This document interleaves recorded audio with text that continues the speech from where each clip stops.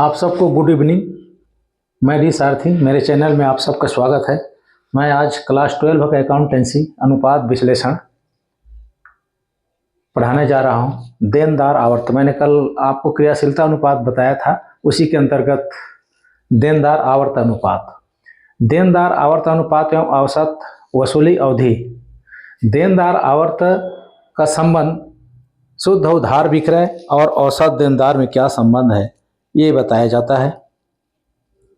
ठीक है, तो मैं इस बारे में आपको क्वेश्चन नंबर देनदार आवर्त, question number 35A, question number 35A।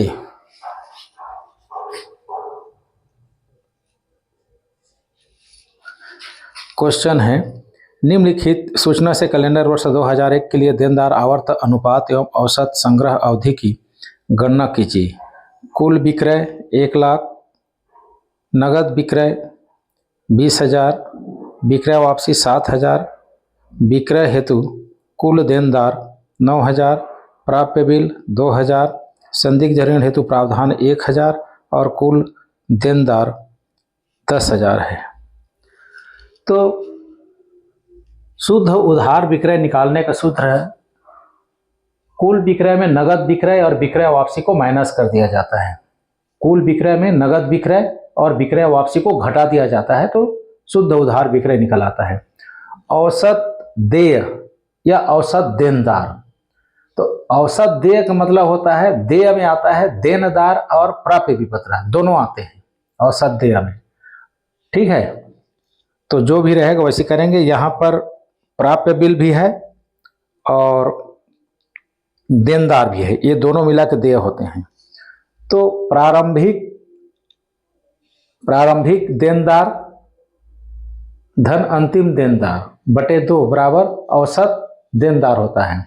औसत देय में होता है प्रारंभिक औसत देय धन अंतिम औसत देय बटे 2, तो औसत देनदार आ जाता है, देय होता है। तो इस सवाल में हम सबसे पहले शुद्ध उधार विक्रय निकालेंगे।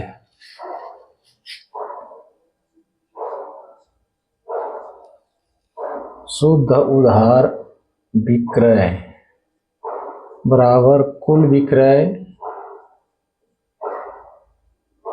माइनस नगद विक्रय माइनस विक्रय वापसी। कुल विक्रय 1 लाख, नगद विक्रय 20,000,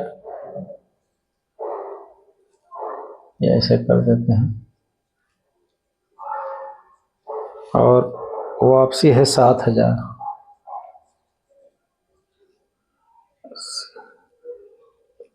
तो बराबर ये 73,000 होता है।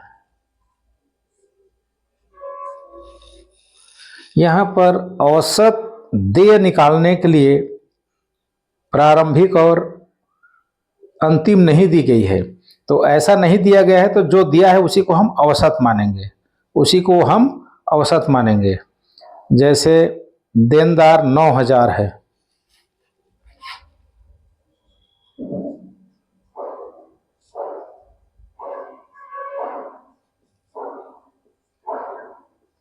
देनदार 9,000 धन प्राप्य बिल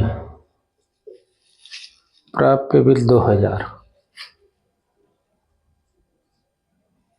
ठीक है, इसी को हम मानेंगे औसत देय और उस सूत्र में फिट कर देंगे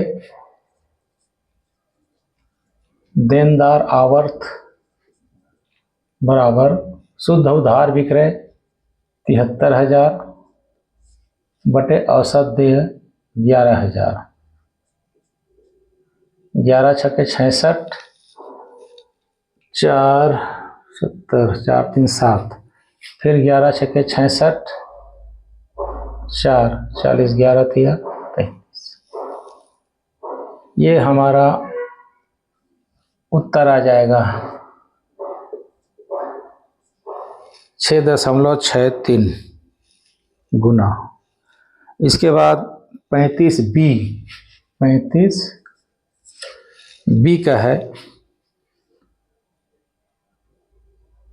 हाँ इसमें औसत संग्रह अवधि भी बोला है, तो औसत संग्रह अवधि भी निकालेंगे।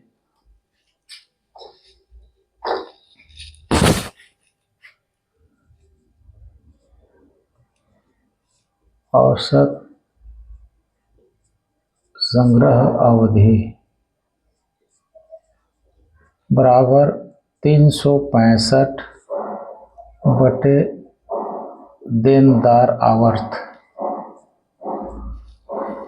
ये सूत्र लागू हो जाएगा। तो 365 बटे 6.63, ठीक है। तो इसको गुणा भाग करेंगे, 365 में 2 जीरो बढ़ा देंगे और 663 से भाग करेंगे तो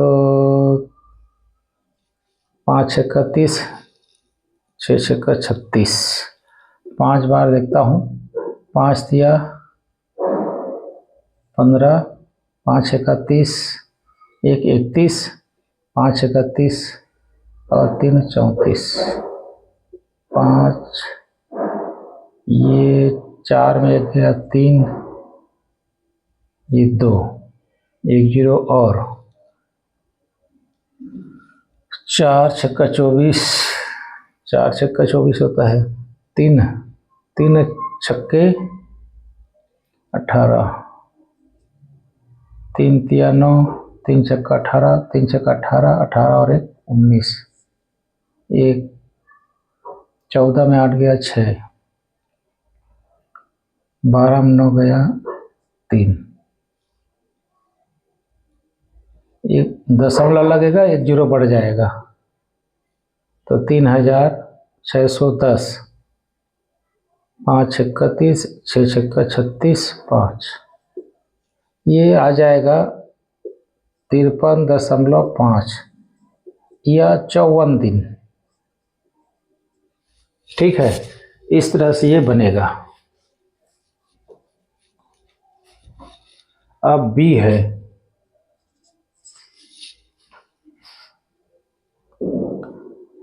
प्रारंभिक देनदार, अंतिम देनदार, विक्रय, नगद विक्रय, ये दिया हुआ है। तो इसमें पहले औसत देनदार निकालेंगे। औसत देनदार बराबर प्रारंभिक धन अंतिम देनदार बटे 2। प्रारंभिक देनदार 37,000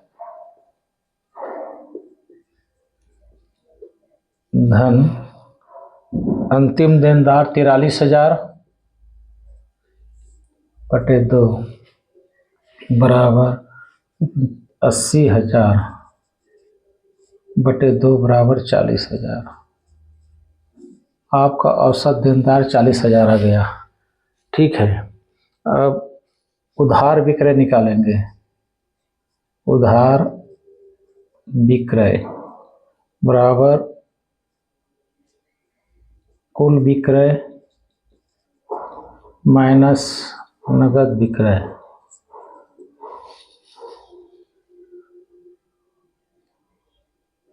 ठीक है, 6 लाख में 80,000 घट जाएगा।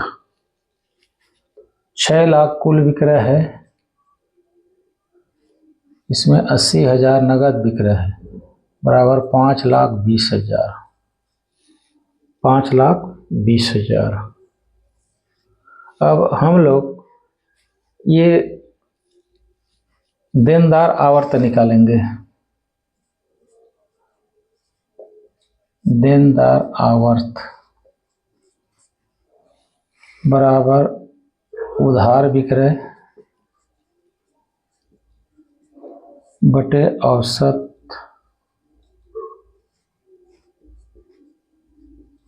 देनदार बराबर 5,20,000 बटे 40,000। 4 एकम 4, 4 दिया 12, 13 गुना इसका उत्तर आता है। ठीक है, 13 गुना। औसत संग्रह अवधि, औसत संग्रह अवधि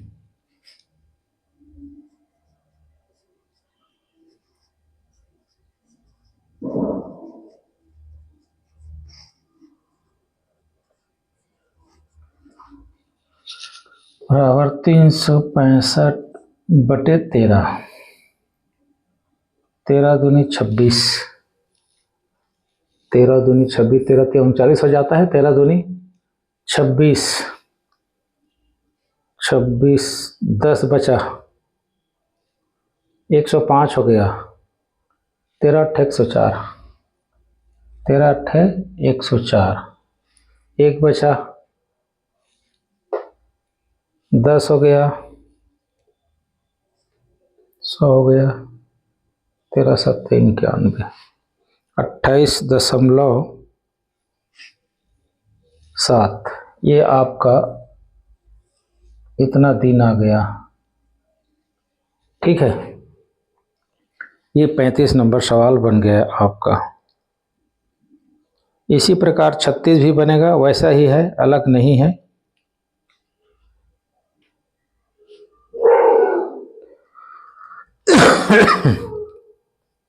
मैं आपको 37 नंबर सवाल बता रहा हूं।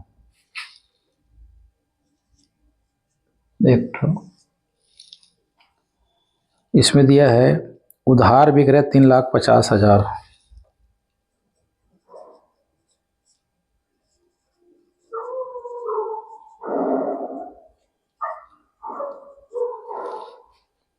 देनदार आवर्त अनुपात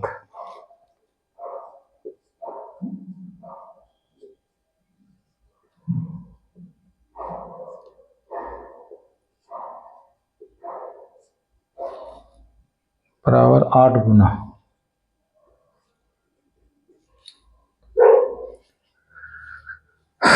वर्ष के अंत में देनदार प्रारंभ के अंत में देनदार से 7,000 अधिक है। प्रारंभिक एवं अंतिम देनदार निकालिए। तो हम देनदार आवर्त बराबर उधार विक्रय बटे औसत देनदार, इसमें जाएंगे। उधार विक्रय दिया हुआ है 3,50,000, नहीं, देनदार आवर्त दिया हुआ है 8 बराबर उधार विक्रय 3,50,000 बटे देनदार नहीं दिया है औसत देनदार, तो औसत देनदार निकलेगा। औसत देनदार को x से प्रदर्शित किया हूं, तो ये होता है बराबर 8x बराबर 3,50,000। तो x बराबर 3,50,000 बटे 8, 8 चौक 32, 32 3 30 हुआ, 8 तिया 24, 8 तिया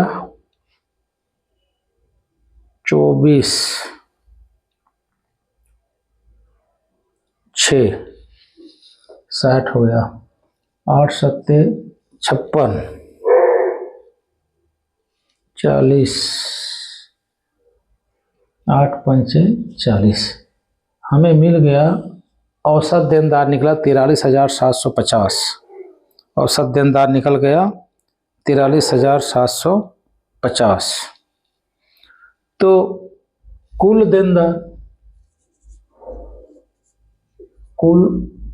देनदार बराबर 43,750 गुणे 2,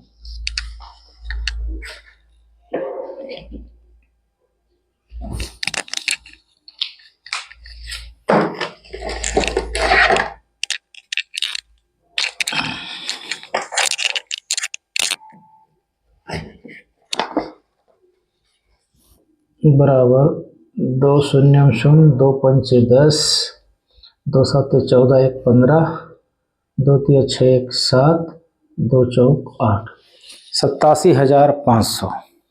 ठीक है, तो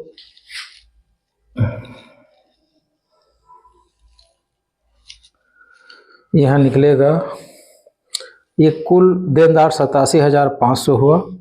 तो अंतिम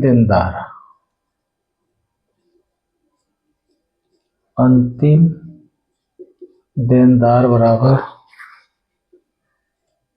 87,500 धन 7,000 बटे 2, 87 7 94, 94,500 बटे 2, 2 चौक 8, 2 सत्ती 14 हो गया, 2 दूनी 4, 2 पंचे 10। अंतिम देनदार हुआ 47,250, 47,250। अब प्रारंभिक देनदार निकालेंगे। प्रारंभिक देनदार बराबर 47,250 ऋण 7,000 कम है ये, तो 40,250, 40,250। इस तरह से आपका ये सवाल तैयार हो जाता है। ठीक है, आ रहा होगा समझ, सरल है, आना चाहिए। तो इस तरह से आपका देनदार आवर्त निकलेगा और औसत वसूली अवधि की गणना की गई है। लेनदार आवर्त हम निकालते हैं, तो लेनदार आवर्त भी ऐसे ही है।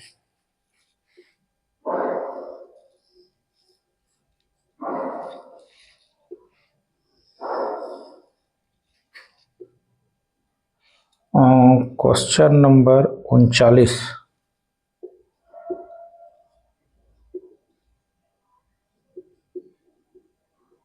लेनदार आवर्त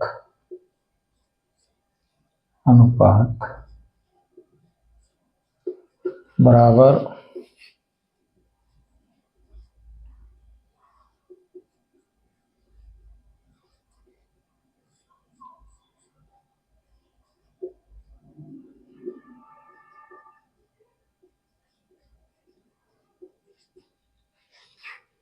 शुद्ध उधार क्रय बटे औसत लेनदार।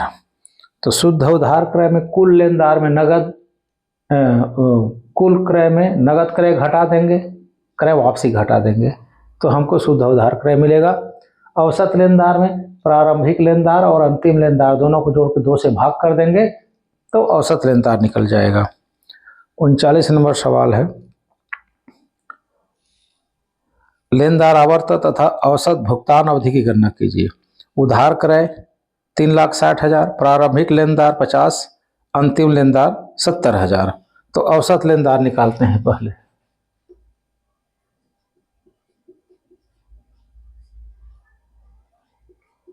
औसत लेनदार बराबर प्रारंभिक लेनदार धन अंतिम लेनदार बटे 2 बराबर प्रारंभिक है 50,000 70,000।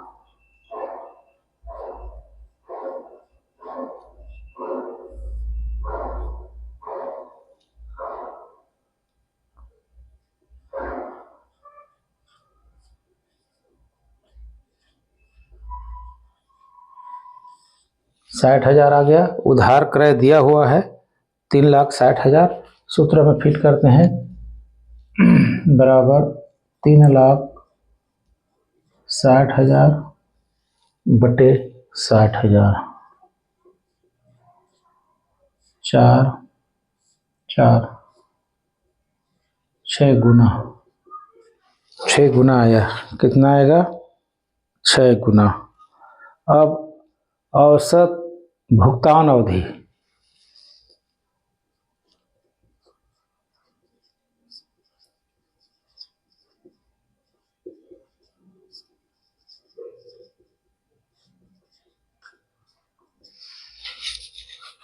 तो 365 बटे 6, छः छक्के 36, 6 शून्य 5 50, 6 48,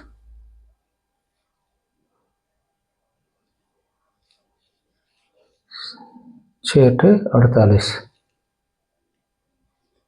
यह लगभग 61 दिन।